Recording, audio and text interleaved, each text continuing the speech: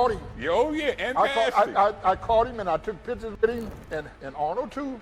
Oh. Look, wait. Look. I used to take pictures with Arnold. Yep. And I have a photo, somebody stole that one. I always kept somebody with me to take pictures. We out on a Sunday, and a lot of the Latin kids would want Arnold to take pictures with, and he no pictures. But he did it with me, because I was Big Craig. Yep. And I said, come on, Arnold. He says, no posing. I said, okay, stand on this side. He said, okay. He stand on my right side, and Big Will, that's the guy who always hold me down. When I did like that to Will, and we posing, and just as he got ready, I threw that arm up. Bam! It was big as Arnold. My arm was big as his face, and Arnold is like this, no posing. 1939, and if you go this weekend, you're going to see one of the most incredible specimens you have ever seen. Craig Monson is a former Fremont High School football player. He's also a Hollywood hairdresser. He no longer resembles either one. Monson is 280 pounds of solid muscle, the biggest bodybuilder in the world. I got news for you. You don't get a body like this.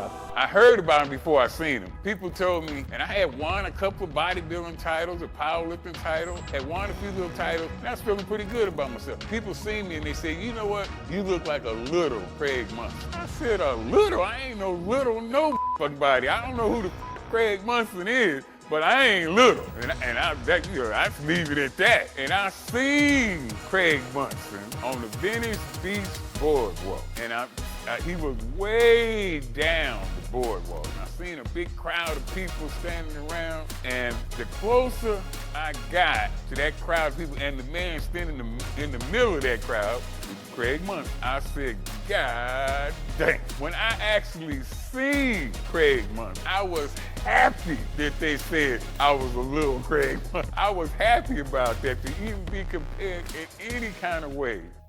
There was a time when size wasn't a number. It was a presence. It walked into rooms before a man did and bent the air around him. That's what Craig Monson carried. Weight that wasn't just on a bar, but in the bloodline, in the story, in the way people went quiet when he moved. They called him the Mighty Monson. He came into the world in December 1949 in Compton, California, a place where the sidewalks educate you and the kitchens teach you to survive. His father pushed the scale towards 500 pounds. His mother stood 6 feet 2.5 inches, feet like oars that could row a family through a storm. Brothers who were towers, 6'5" and 6'4", men who filled doorways and made standard furniture look like children's toys. I got good genetics. I got these big old hands. My bones, my daddy weighed over 500. My mama stood 6'2.5". Okay? She weighed 185 pounds at one time. She's gone now. But I got brothers 6'5". In that house, Craig didn't grow up wondering what strength was. He grew up wondering what to do with it. Dinner was a negotiation with hunger. 7 brothers, 1 steak, arguments over the bone side, a gallon of milk that vanished before noon, pots of chili, spaghetti, beans, mac and cheese so big they looked like cauldrons, meals built for people who were already bigger than their lives. I had 7 brothers and a mama and daddy. That's for almost 10 people in the house. I ate whatever mama put on the table. She would cook that big old turkey pot that you would cook on Christmas turkey.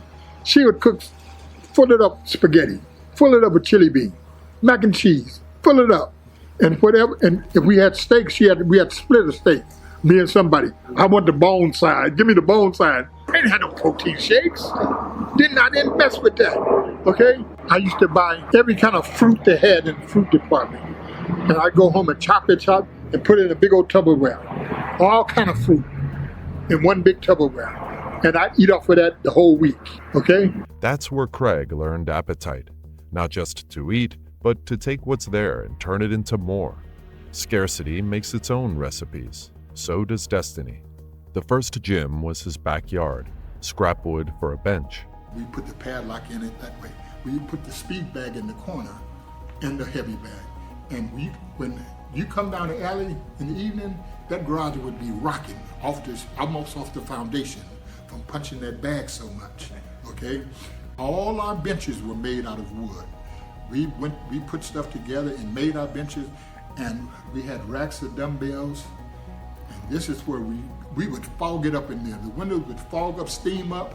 Okay, we would work out till we were soaking wet. Yeah. 17, 16, well, even that, 14, 15, 16, 17, I used to get my routine out of the books. Iron Man, stack this high, we working out in the backyard. The welders spark spitting life into a frame that would hold their world. Pig iron and concrete poured into homemade molds.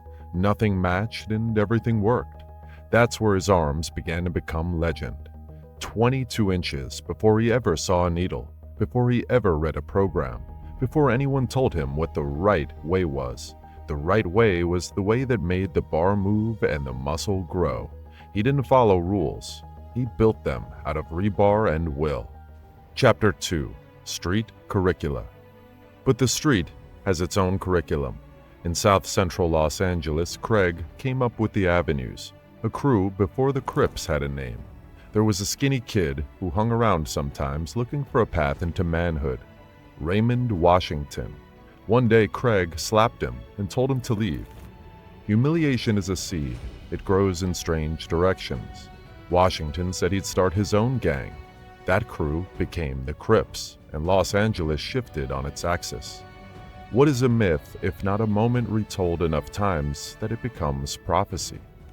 By 20, the prophecy turned on him. An arrest in 1970 linked to a robbery case tied to the life he was living. County first, then the circuit, Tracy, Jamestown, San Quentin. He was the one that said, I'm gonna call it the Crips. And whenever I heard the name, that's Raymond shit. Raymond did, ooh-wee. And I'm in San Quentin and I'm hearing all this shit. I'm like, Raymond started a monster. His brother, he come to Quentin. He said, Raymond was in Tracy with me. I'm like, really? Like I said, after that slap, I never saw Raymond again. Doors that close with authority. Clocks that don't care what you were outside. But iron is loyal anywhere you find it, and prison yards have a way of sorting the talkers from the doers. Craig did. Every day, every set, every rep, until the guards were watching him instead of the yard. And the yard was watching him instead of the clock. Training there wasn't science, it was survival. Countdown racks, circles of men benching to failure, throwing the bar back into a spinning wheel of pain, pride, and hierarchy. You did arms every day until arms were the only language your body spoke. When I get to the pen, do it differently because I ain't got all that time. 25 minutes on the back, 5 minutes on the nose. So I had to do it all. I had back arm Smitty. I had Seaside Bob, Bad Bob. This is my workout team. Bad Boys. Yep. Now I started off in Tracy. And you had to get a 300, you had to bench press 300 to get in the pit with the good weight. So they called it the 300 club. Yeah. So, but after you get in that club, they also had a thing. If you get too big, they're gonna send your ass out of here. So now, we used to take showers with our raincoats on. So nobody could see us. Then you did chest every day until breath and blood felt like one thing. You ate what you could, or what you could buy. Cigarettes turned into steak sandwiches and cheese. Dozens of raw eggs swallowed whole because hunger and ambition don't have time for taste. The body will thank you or punish you later. Either way, the bar is moving now. He arrived big and left bigger in every way that counts. Those arms, 22 inches without drugs, didn't just hold weight, they held witness. 22-inch arm. When I entered the gates of Tracy, I walked in with 21 and a half. Man. Off the streets. Woo-hoo. I had never seen a steroid till I was 30 years old, 31 years old. Because it was in the hood. Yep. You know where to get that shit. Yep. Prison is supposed to shrink men. Time cuts you down. Days bleed into each other until even memory feels small. But Craig grew in every way. San Quentin, Tracy, Jamestown. Each yard had a rack. Each rack had a pecking order, and Craig climbed it by moving iron until even the guards forgot who was in charge. At Jamestown, they found out what that meant. He walked into the weight pit buttoned up in a work shirt. On the bench was 545 pounds, enough to crush most men's chests flat. Craig leaned over like he was just adjusting collars, then curled it. Officers watched from the second tier, leaned over the rail. "Big man, what's your name?" "Monson, Craig Monson." just got off the bus. That night, they kicked his bunk, not another inmate, the guards. You can't stay here. You're too big. Jamestown sent him back to San Quentin because the institution didn't know what to do with a man who bent its bars without ever touching them. He was punished not for violence, but for presence. Too big for prison. The label followed him like a shadow. Chapter 3: The Masked King of Venice.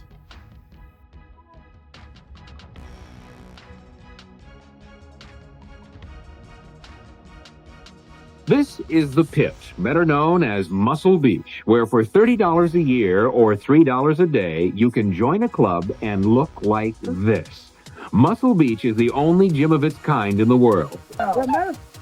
How would you like to have your hair done by this guy? Besides being a bodybuilder, Craig Monson is a hairdresser, bodyguard, and a chauffeur. We don't know how well he cuts hair, but he can lift over 500 pounds. In 1975, the gates opened. The air smelled like possibility and gasoline. Venice Beach called. Gold's Gym. The Pit. The sunlight on steel. This was the cathedral of the body. If you wanted to be seen, you went there. If you wanted to be believed, you lifted there. And if you wanted to be remembered, you did something nobody else could do. Craig had a list. He started warm-ups where most men finished dreams. 400 on the bench, 25 reps, 4 sets, no drama. Then 5s became 8s, 8s became 10s, and the bar bent in the middle like it was remembering another life.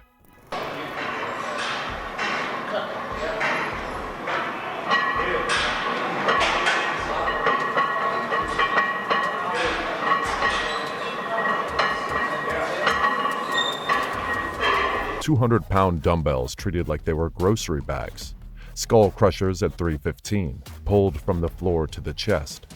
Partner anchoring his legs so gravity didn't win by cheating. On the leg press, he stacked 1,300 pounds, and then added people like ornaments on a tree. Proof to the tourists that physics was negotiable when the mighty Monson had a say.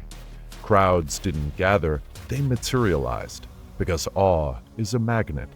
They don't know how to judge me. They say, well, look at him, he's all cut up, but he's too big. You know, they don't know how to judge him.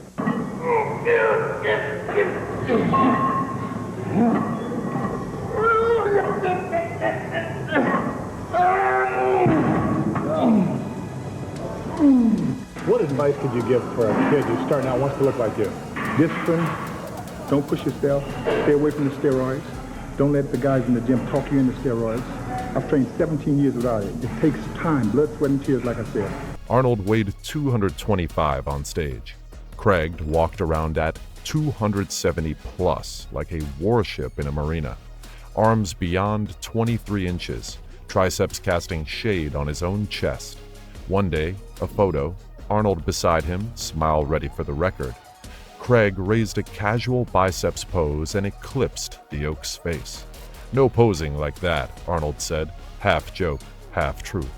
The shutter captured the hierarchy of mass and myth. No trophy required. They didn't compete head-to-head. Timelines crossed like ships at night. Arnold headed toward Hollywood. Craig was the storm on the shore. One had a system behind him.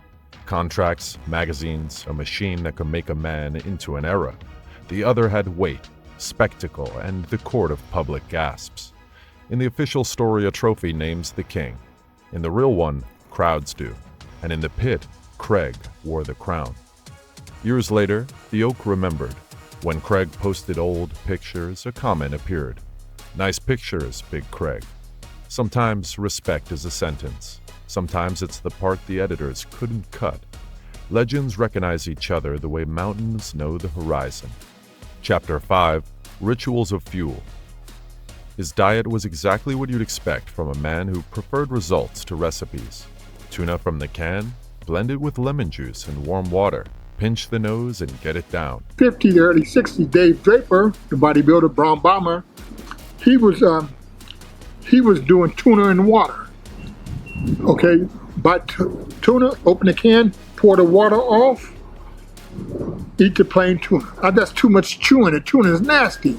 So I pour the water off, put the tuna in a blender, put a cup of warm water in the blender. I love tuna.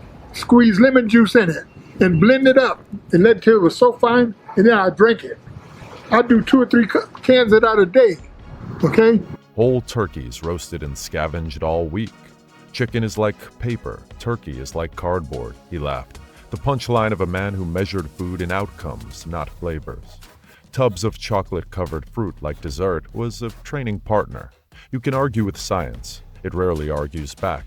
The mirror is more honest. Another interesting insight is that Craig managed to keep such a massive frame without the use of steroids. It was only after a conversation with the legendary Rory Lytlemeyer that he learned about the effect of anabolic substances. I was diet down, tuna, strawberries, and all that old stuff, drinking pre-digested protein. And when I got to the show, I done ate up a lot of my muscles. I'm flat, but I'm big still. Oh, yes, he was definitely big. I'm in the back room pumping up with Roy Lytlemeyer, Big Roy. Backstage, we're talking. And I said, man, how you keep your size like that? He asked me, well, what drugs did you change? Did you change your drugs when you got ready for a show? Man, I ain't doing no drugs. I don't know nothing about you. You look like that without no drugs? I said, yeah, man, I was bigger than this, you know? And he said, oh, bullshit. They didn't believe. No, they thought they done put me on stuff. Okay? That was at Mr. LA, 1979, something like that. Craig always said the first time steroids touched him, it wasn't his choice. Not a cycle he planned, not a deal he shook on. It was someone slipping it into his cup. At first, the signs were small. Pumps that felt unnatural, too fast and too full. Skin tight when it shouldn't have been. Joints that moved easier than the work explained. His body was a machine he knew by sound, and suddenly the rhythm was off. The truth landed hard. Someone had spiked his drinks. A protein shake. A bottle handed over with a smile. Hospitality with an aftertaste. But by the time he pieced it together, the damage was done. His line had been crossed without his permission. Every day I'd come in, he'd sit behind the counter and hand me a bunch of vitamins in my juice, go work out. And that was at Trojan Gym downtown.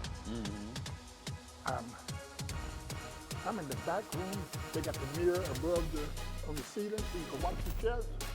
And I'm flat back and wide, and I had 450 on. I said, I had 400. I said, give me a quarter on each side because I want 450. They don't put a quarter on, they put a plate on.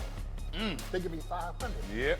And I ripped that booger, woo, woo, woo, woo, woo. And when I got up there clapping and clapping, clapping. And looking in the mirror right in front of me, and the vein right here standing up that big. I said, what is that? They said, Big Craig, look what you got. And I'm looking at side to side, got 500. I just did it 10 times. First time in my life, I do 500 10 times. I ain't never did it once. I'm like, what's that? He says, Julio come back. Julio, he works at the counter. What's all the noise? They said, man, Big Craig just hit 510 times. The pills I've been giving you. I said, what pills? Giving you Dianabol, Anadrol 50. The steroids started working so well that not only did he make Arnold look small, even the myth Sergio Oliva was in awe. Sergio was the myth for a reason. Wide as a doorframe, waist like a whisper, arms that looked carved from thunder. On stage, he dwarfed champions. In photos, he swallowed the frame. Even Arnold admitted Sergio's shape was untouchable. But then there was Craig. And the monster. Yep. And Big Sergio Oliva Was the guest poser. Wait a minute. I was there. Sergio Oliva was the guest poser. You saw me then. And you... The War you don't want to say it. I love Sergio. That's my idol. I love Sergio Yes, Oliva. The me myth. too. Me too. But as far as size, mass, it's the truth. Craig Monson made my idol look small. He had Sergio's private number, called him in Chicago, asked him about lunges, about heavy curls, about how to build a foundation that wouldn't collapse. And then, one night backstage, Sergio finally saw what he had built. Craig dropped his robe, sweat rolling off a body that looked more like steel than skin. And he says, let me see what you look like, Big Craig. And I peeled that robe off. Now, you know he's Cuban, right? Yep. And then you know the way he spoke. Uh-huh. He says, oh, you're going to kill the white boys tonight. Those were Sergio's words, not Craig's. The myth, the 3-time Mr. Olympia, telling Craig Monson he was too much for the stage to handle. Respect like that doesn't come from a magazine. Comes from one giant recognizing another. Chapter 6. Bodybuilding Politics. Bodybuilding sells itself as a sport of symmetry and effort, but under the lights, politics and prejudice often do the judging. Craig saw it up close, and he never forgot it. And a big guy came through and bumped my leg.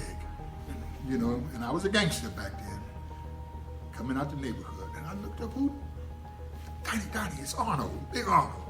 And his hair was down to his shoulders. He was just a teenager when he walked into his first contest, the Mr. California show. He expected to see giants crowned for their size, their strength, the sheer shock of their presence. Leroy Colbert was there, sweeping category after category. Best chest, best back, best arms, best legs. He carried so many trophies he needed both arms just to balance them. We were sitting here looking. We didn't know they were going to be in the show. They were guest posing. Okay? So, this is my first contest. Leroy Colbert win best chest, best back, best arm, best legs. He had so many trophies, and he did it when he, at the end, to pick them up like this, right? Yeah. But guess who won the contest? Frank Zane. And this was my first show, and I said, uh-oh, something's wrong. He was undeniable. And then, when the overall title was announced, it went not to Leroy, the man who filled every eye in the audience, but to Frank Zane. Zane, elegant and aesthetic, but rail thin by comparison.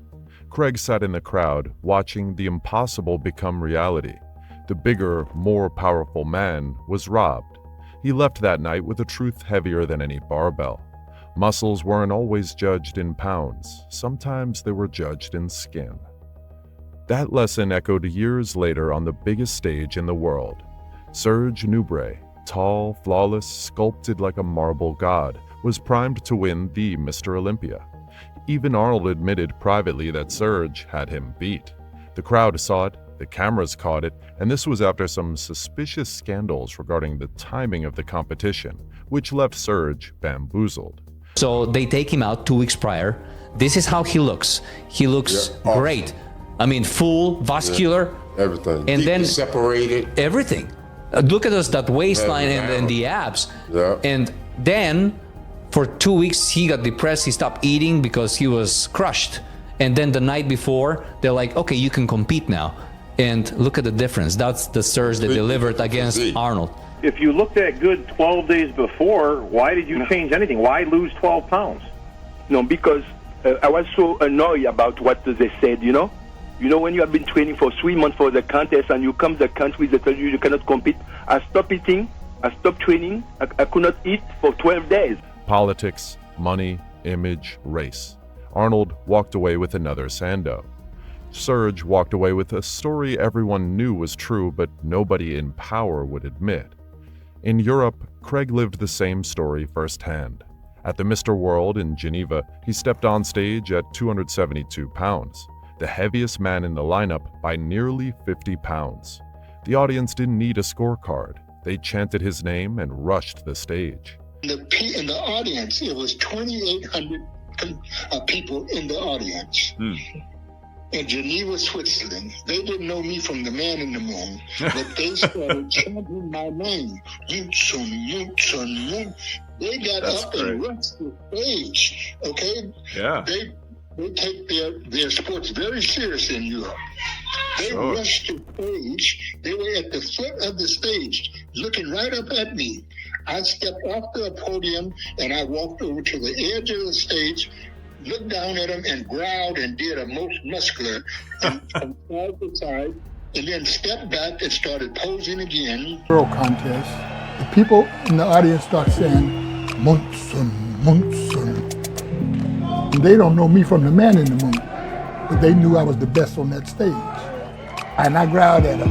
I was giving them a show. But the officials tried to bury him, handing him 5th place on the judges' sheet, even as the crowd demanded otherwise. In the chaos, he walked away with both trophies. First place from the audience's pressure and fifth place from the judge's choice, plus a box of Swiss candy. Craig looked at Serge's fate and saw Leroy's. He saw his own reflection in both. A black man could train harder, look better, dominate every pose, and still lose when the judges weren't just looking at muscle. They were looking at marketability, at contracts, at who fit the picture the magazines wanted on the cover. It wasn't only about symmetry. It was about whose face sold supplements and whose body fit the fantasy of a safe hero. That's why Craig never chased the stage the way others did. He'd already seen the rules bent. He knew the deck was stacked. John Brown, who wanted to calm me down, he said, I wish I could do some shit like that, Big Craig. You know, you let them know how you feel. They always pencil whipping us. But I did look good, okay? I read some comments of people that were there. They said Big Craig was bigger than everybody there, but he wasn't in contest shape, okay? No, I wasn't on all that juice like that, cutting juice or whatever. But I did go in huge. Yep. You know? And what did you weigh on stage? 272. 272. Yeah. In 19, what year? 83, Mr. World. What sense did it make to starve yourself, to carve your own soul down to shreds, only to stand under lights and be told your skin tone or your name outweighed your physique? Craig found his crown where the politics couldn't touch it, in the pit at Venice, under the sun, in front of crowds who didn't need a scorecard to know who was king. Chapter 7, Cocaine Lows and the Comeback. Then came the other Los Angeles, the one with velvet ropes and mirrored bathrooms. Mid-1980s, limousines and Mercedes, private parties where fame swapped stories with money. He said, and they did, Craig was gravity in those rooms. People orbited him just to feel heavier themselves. That's the thing about power. It is contagious and expensive. Cocaine didn't ask if he lifted. It didn't care about 500 pounds for reps or triceps that could dent a hood. For 6 years, the iron rusted while the mirror changed purposes. Depression moved in. Isolation locked the door. The mighty Monson became a quiet story in a loud town. It happens. To bouncers, to bankers, to bodybuilders. A line is just a rep pointed the wrong way. I had been off of I had partied with, say, a year, 2 years before this with the drugs, doing cocaine at the Hollywood Life, you know, in the back of the limousine, sniffing cocaine and running the girls. It was fun. I was out there having the disco thing, you know, walking into the club and everybody knowing my name. Hey, you know, everybody wanted me to be in the car with them, you know, sit at their table, you know. People started dying, and then they started really getting drug wiped out, and I'm like, this ain't for me, no. He wrote himself a new ending, checked into rehab in Los Angeles, paid thousands when thousands were hard to come by, came out lighter in the wallet and heavier in resolve. The comeback wouldn't be fast. It would be honest. The first day back in a real gym, the plates all looked like old friends who had been waiting without judgment. That's the kindness of iron. It doesn't hold grudges. It holds weight. At age 46, 3 weeks into training, the body remembered the choreography like a song from childhood. On the bench, 315. Once a triceps accessory, now a test. His partner Pete spotted him. 10 reps, 20, 30, 50. Counting out loud is a kind of prayer. The doubters laughed when Pete told them. So Craig repeated the liturgy. 4 sets of 50 with 315 in front of 16 security guards. Silence is the sound men make when physics disobeys in public. So we had 2 guys on each side handed to me, and I'm talking to them while I do it. I bench pressed at 4 sets of 50 reps. Oh, man. While I talk to them. You guys got your cameras on, and I'm talking to them while I'm listening. I did 200 reps, 50 reps. Wow. 4 sets. There's only one guy right now that I still talk to. His name is Leonard Wade, and he worked with me, and he said, I was there. I said. To anchor the myth to the floor, he carried a photo, himself lying back with 315, not benching, but for skull crushers, the triceps extension that would break most men at the idea. Proof that memory hasn't made the story bigger than the truth. The truth was already too big. The early 2000s brought an experiment with growth hormones. Size returned like a tide. Power followed. Then a photograph stopped him, a strange brain print pressing against the back of his skull. Whether it was science or superstition didn't matter. A man knows when a line has been crossed. He quit, because even legends have to live with themselves after the applause fades. Life added its own incisions. In 2016, they took his gallbladder, and with it, the easy appearance of a myth. Arnold had his problems. I did have my gallbladder removed when I was 65, and it threw me for a loop. I was in the hospital 9 days on oxygen. Okay, I hallucinated for about 3 days, didn't know where I was. My asthma came back on me, and they almost lost me. Because my breathing, I was on the big oxygen. It's a close call. He shrank. He softened.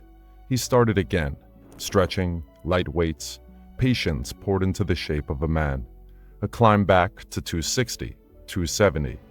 You can't fake resilience. It's the most expensive muscle on the body. The only way to grow it is to suffer, recover, and return. Chapter 8. The legend lives on. They'll say he never wore the crown because no judge put it on his head. They'll forget how the judges tried to screw him over until the crowd forced their hands. They'll forget the London posters, the Mexico City kid sprinting back with magazines for an autograph, the way 2 chartered buses chanted his name in a parking lot after the lights went. Legacy isn't a medal. It's memory density. It's Venice tourists who swear they saw a man rep 500 like it was breathing. It's security crews who watched him do 4 sets of 50 with 315, just to prove belief can be witnessed. It's the pit refusing black kids in 1966, until he and Donny Boy hopped the fence so often the office finally took their money.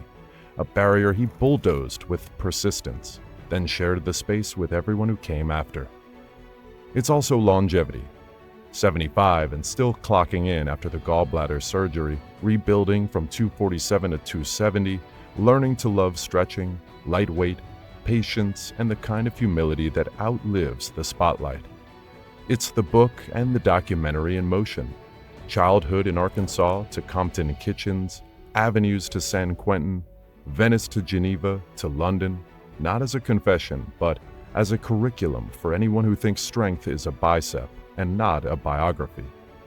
It's the people's champion rule. Always take the photo. Always hold the kid. Always sign the towel. He loved the crowd because the crowd loved the truth. That on any given afternoon in the sun, the biggest thing in the pit wasn't his arms. It was the permission he gave everyone watching to try something impossible. This is the story of Craig Monson.